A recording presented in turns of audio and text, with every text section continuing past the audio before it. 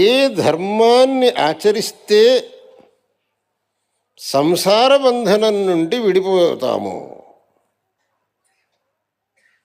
అన్నిటికంటే ఉత్తమమైనటువంటి ధర్మం ఏది, అది నాకు సెలవివ్వండి.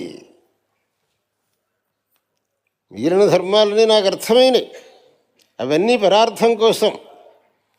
నేను ఈ సంసార సముద్రం నుంచి బయటపడాలి అని అంటే ఏం చెయ్యాలి?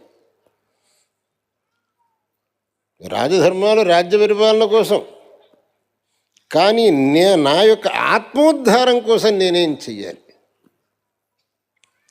ప్రతివాడికి అన్నిటికంటే ముఖ్యంగా కావలసింది తన యొక్క ఉద్ధారం, ఆత్మోద్ధారం. ఈ ప్రశ్న అడిగాడు భీష్మాచార్యుల వారిని యుధిష్ఠిరుడు. దేన్ని ఆచరిస్తే నేను ఈ సంసార బంధనం నుంచి బయటకు వస్తాను,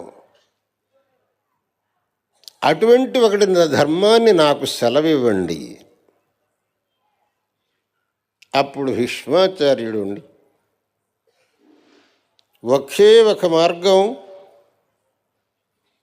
సకల జగత్ప్రభువైనటువంటి పరమాత్మను ఎల్లవేళలా మనస్సులో ధ్యానం చెయ్యి. ఆ పరమాత్మ యొక్క నామమును జపం చెయ్యి, ఆ పరమాత్మ యొక్క మూర్తిని దర్శనం చెయ్యి. ఇదే నీకు తారకం. ఇది కేవలం భీష్మాచార్యులు ధర్మరాజుకు మాత్రం చెప్పింది అని మనం అనుకోకూడదు, సమస్త లోకానికి చెప్పినటువంటిది.